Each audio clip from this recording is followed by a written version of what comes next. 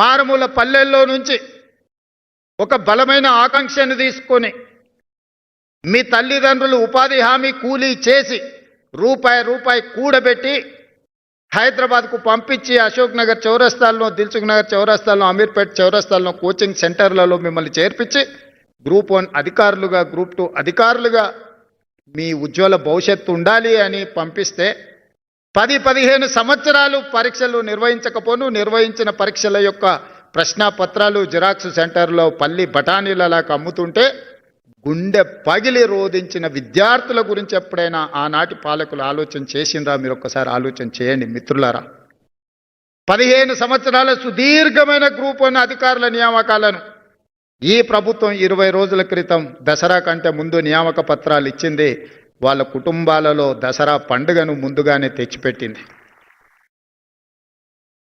ఈనాడు 5 లక్షలకు పైగా గ్రూప్ 2 ఉద్యోగాలకు అప్లికేషన్ పెట్టుకుంటే 2 లక్షల పైబడి పోటీ పరీక్షలు రాస్తే అందులోకి వెళ్ళి 783 మంది ఈనాడు మీరు ఎంపిక అయినరంటే మట్టిలో మాణిక్యాలను వెలికి తీసి తెలంగాణ పబ్లిక్ సర్వీస్ కమిషన్ ఈనాడు మిమ్మల్ని అందరినీ తెలంగాణ పునర్నిర్మాణంలో భాగస్వాములను చేసే బాధ్యత తెలంగాణ పబ్లిక్ సర్వీస్ కమిషన్ తీసుకున్నది. మిత్రులారా, మీరు ఆలోచన చేయండి. ఆనాడు తెలంగాణ పబ్లిక్ సర్వీస్ కమిషన్లో వాళ్ళు నియమించిన సభ్యులెవరు? ఈనాడు మేము నుంచి నియమించిన తెలంగాణ పబ్లిక్ సర్వీస్ కమిషన్లో మీ భవిష్యత్తును నిర్ణయించే సభ్యులకి ఎలాంటి క్వాలిఫికేషన్లు ఒక్కసారి పోల్చి చూడండి.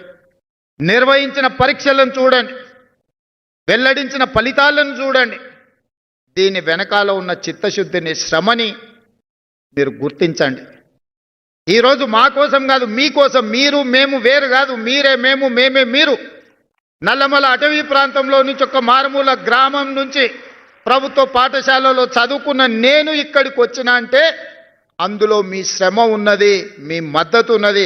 మీరందరూ అండగా నిలబడబట్టి ఒక జిల్లా పరిషత్ మెంబర్గా, ఎమ్మెల్సీగా, ఎమ్మెల్యేగా, ఎంపీగా, పార్టీ ప్రెసిడెంట్గా, తెలంగాణ రాష్ట్ర ముఖ్యమంత్రిగా ఒక 15-16 సంవత్సరాలలో ఇక్కడి చేరి ఇవాళ ఈ శిల్పకళా వేదికలో వందలాది మంది అధికారులకు నియామక పత్రాలు ఇచ్చే హోదా వచ్చింది అనంటే మీ తల్లిదండ్రుల ఆశీర్వాదము. మీరు అండగా నిలబడబట్టి గ్రామాలలో మీరే కథానాయకులే నడిపించి మీరే ఒక రేవంత్గా మారి మొన్నట జరిగిన ఎన్నికల్లో మీరు అండగా నిలబడ్డారు. కాబట్టే ఈనాడు ఇందిరమ్మ రాజ్యం ప్రజాపాలనని మేము ఏర్పాటు చేసి ఈ సమస్యల్ని పరిష్కరించినాం. ఈ సమస్యను మీ సమస్యగా చూడలే, ఈ సమస్యను మా సమస్యగా, మన సమస్యగా గ్రూప్ 1 పరీక్షల ఫలితాల పట్ల ఎన్ని రకాల చిక్కులను ఎదుర్కోవాల్సి వచ్చిందో, ఎన్ని రకాల ఆరోపణల్ని, చౌకబారు రాజకీయ విమర్శలను ఎదుర్కొన్నామో మీరు చూశారు. గ్రూప్ 1 ఉద్యోగాలకు రేవంత్ రెడ్డి 2 కోట్లు 3 కోట్ల రూపాయలు తీసుకున్న ర్యాంక్ వచ్చిన వాళ్ళు అని అంటే ఆ ర్యాంకర్స్ వాళ్ళ ఇంటి పరిస్థితులు చూపించారు. తండ్రులను కోల్పోయి తల్లి లేకపోతే అమ్మమ్మ దగ్గర చదువుకున్న వాళ్ళు మాకు గుడిసెనే లేదు, కోటి అంటే ఎట్లుంటుంది సార్ ఎన్నడన్నా మేము చూసినామా? మా చదువును, మా జ్ఞానాన్ని, మా శీలాన్ని శంకించే అధికారం మీకు ఎవరిచ్చినని వాళ్ళు కంటతడి పెట్టుకున్నప్పుడు నిజంగానే నాకు చాలా ఆవేదన కలిగింది. ఇంత దుర్మార్గమైన పరిస్థితులు ఈరోజు గత పాలకులు కల్పిస్తున్నారు. ఏది ఏమైనా ఈ సమస్యలను పరిష్కరించాలి, చిక్కుముళ్ళను విప్పాలి, చీకటి రోజులు పోవాలి, వాళ్ళ జీవితాలలో వెలుగు నింపాలి అని గ్రూప్ 1 సమస్యను పరిష్కరించి ఇదే వేదికగా నియామక పత్రాలు ఇచ్చిన. వాళ్ళకంటే ముందే మీకు ఇచ్చి ఉండొచ్చు. కానీ గ్రూప్ 2లో ఈనాడు గ్రూప్ 1లో సెలెక్ట్ అయిన వాళ్ళు చాలామంది సెలెక్ట్ అయినారు. ఒక్కసారి వాళ్ళ గ్రూప్ 2 ఉద్యోగాలు ఇచ్చిన తర్వాత గ్రూప్ 1 ఇస్తే ఈ ఖాళీలు మళ్ళీ నోటిఫికేషన్కి వెళ్ళాల్సి వస్తుంది. ఎందుకు మొదట గ్రూప్ 1 ఇచ్చినాం, గ్రూప్ 1లో సెలెక్ట్ అయినాక మిగిలిన అన్ని ఖాళీలని ఇవాళ గ్రూప్ 2గా మిమ్మల్ని భర్తీ చేస్తున్నా. అంటే మీకు ర్యాంక్ వచ్చి కూడా ఒకవేళ అందులో ఉన్న వాళ్ళు ఇందులోకి వస్తే మీకు అవకాశాలు కోల్పోతాయి. కాబట్టి మీ అవకాశాలు పోకూడదు. మళ్ళీ నోటిఫికేషన్ ఇస్తే ఆలస్యం అవుతాయి అన్నారు. మీరు ఎంపిక అవుతారో కారో అని మీ బాధ నా బాధగా ఆలోచన చేసి మొట్టమొదట గ్రూప్ 1 నియామకాలు చేపట్టి ఇవాళ గ్రూప్ 2 నియామకాలు ఇస్తున్నా. మీ తర్వాత గ్రూప్ 3 నియామకాలు ఇస్తా, ఆ తర్వాత గ్రూప్ 4 నియామకాలు ఇస్తా. ఇవన్నీ కలిపితే దాదాపుగా 11,000 నియామకాలు. మొదటి సంవత్సరంలోనే 60,000 ప్రభుత్వ ఉద్యోగ నియామకాలు, టీచర్ల నుంచి కానిస్టేబుల్ల వరకు, ఇంజనీర్ల నుంచి డాక్టర్ల వరకు 60,000 ఉద్యోగాలు మొదటి సంవత్సరంలోనే ఇచ్చిన. ఇదే కాదు, ఎస్సీ వర్గీకరణ 30 సంవత్సరాల సుదీర్ఘమైన పోరాటం, దానికి ఒక శాశ్వత పరిష్కారాన్ని ఎస్సీ వర్గీకరణకు చూపించిన. జనగణనలో కులగణన 100 సంవత్సరాల సమస్య, ఆ సమస్యకు 16 నెలల్లోనే పరిష్కారం చూపించి ఫిబ్రవరి 4ను సోషల్ జస్టిస్ డేగా ఈనాడు జరుపుకుంటున్నాం. దేశంలో ఎక్కడా లేని జనాభా లెక్కలు, ఆ జనాభాలో కుల లెక్కలు, ప్రతి కులానికి సంబంధించిన ప్రజలకు ఈ వివరాలను సేకరించిన రాష్ట్రం మొట్టమొదటి రాష్ట్రం తెలంగాణ రాష్ట్రం. ఇవాళ మేము ఆ కార్యక్రమాన్ని చేయడం ద్వారా కేంద్ర ప్రభుత్వం మీద ఒత్తిడి తీసుకొచ్చి రేపు జరగబోయే 2026 జనగణనలో కులగణనను చేర్చాల్సిన పరిస్థితి ప్రధానమంత్రి గారికి కల్పించి దేశానికే తెలంగాణ రాష్ట్రం ఆదర్శంగా నిలబడ్డదని ఈరోజు మీ అందరికీ నేను గర్వంగా చెప్పదలుచుకున్నాను. ఇవన్నీ ఎలా చేయగలుగుతున్నాం?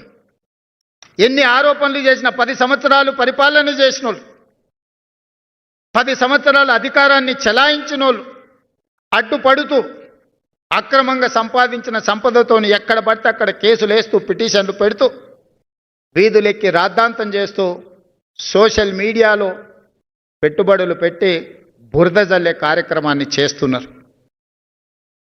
ఆనాడు ఎన్నికల కంటే ముందు మీరే బాధ్యత తీసుకొని ప్రచారం కల్పించి ప్రజలకు మేము చెప్పిన అంశాలను చేరవేసింది. అధికారంలోకి వచ్చిన తర్వాత అన్నకు అధికారం వచ్చింది, ఇప్పుడు మా అవసరం లేదని మీరు అందరూ అనుకుంటున్నట్టు ఉన్నారు. అది కాదు. ఈరోజు మన సమస్యల్ని మనమే పరిష్కరించుకోవాలి, మనం చేసిన మంచి పనుల్ని ప్రజలకు మనమే వివరించుకోవాలి. నాకంటూ ప్రత్యేకమైన సైన్యం లేదు, ప్రత్యేకమైన వ్యవస్థ లేదు. నా వ్యవస్థనే మీరు, ఆ వ్యవస్థలో మీరే సభ్యులు, కుటుంబ సభ్యులు.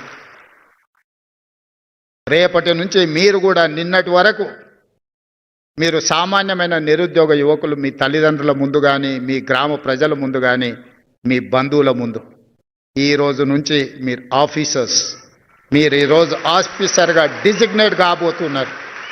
మీ జీవితంలో మీ బర్త్డే మీకు ఎంత ఇంపార్టెంటో, మీ జీవితంలో ఈరోజు మీరు డిజిగ్నేట్ కాబోతున్నారు ఆఫీసర్గా. ఈరోజు మీకు అందించబోయే నియామక పత్రం ప్రభుత్వ ఉద్యోగం కాదు, ఇదొక భావోద్వేగం. ఈ భావోద్వేగం తెలంగాణ పునర్నిర్మాణ భవిష్యత్తును 2047 తెలంగాణ రైజింగ్ విజన్ డాక్యుమెంట్ను మీరు ముందుకు నడిపించడానికి ఈరోజు ఈ బాధ్యతను నియామక పత్రము ద్వారా మీ చేతుల్లో పెడుతున్న, దీన్ని భద్రంగా కాపాడి 2047కి దేశంలోనే $3 ట్రిలియన్ ఎకానమీగా ఈ తెలంగాణను తీర్చిదిద్దే బాధ్యత మీది. ఆనాడు నేను అధికారంలో ఉంటానో ఉండనో నాకు తెలియదు, కానీ మీరందరూ ఆనాడు అధికారంలో అధికారులుగా ఉంటారు. మీదే బాధ్యత తెలంగాణ రైజింగ్ 2047 విజన్ డాక్యుమెంట్ని ఈరోజు నిలబెట్టి ఆనాటికి కాపాడి $3 ట్రిలియన్ ఎకానమీగా ఈ తెలంగాణ రాష్ట్రాన్ని అభివృద్ధి చేసే బాధ్యత మీది. ఈరోజు మీకు ఇచ్చే బాధ్యత, ఈరోజు మీకు ఇచ్చే నియామక పత్రము, ఇది తెలంగాణ యొక్క బాధ్యతను మీకు అప్పజెప్తున్నాం. ఇది గాజు అద్దం లాంటిది, మీరు కింద పడేస్తే పగిలిపోతుంది. ఈరోజు తెలంగాణ గుండెకాయ సచివాలయంలో పనిచేయడమే కాదు, మారుమూల ప్రాంతాలలో మీరు పనిచేయబోతున్నారు. రేపటి నుంచి మా ఆడపిల్లలు అందరూ అత్తగారింటికి పోతారు, ఉద్యోగం వచ్చింది కాబట్టి పెళ్లి చేసుకొని. వాళ్ళ జీవితంలో అత్తామామలు వస్తారు, మరి అత్తమామల్నే చూసుకోవాలి, తల్లిదండ్రులను చూసుకునే బాధ్యత లేదా అని మీరు అనుకుంటే, ఈనాడు తల్లిదండ్రులు కొడుకైనా బిడ్డైనా సమానంగా చూసుకుంటారు. మా ఆడపిల్లలందరికీ నేను సూచన చేస్తున్నా, మీరు అత్తగారింటికి వెళ్ళిన అమ్మ నాయనను మంచిగా చూసుకోండి, మీరు బాధ్యతగా తీసుకోండి.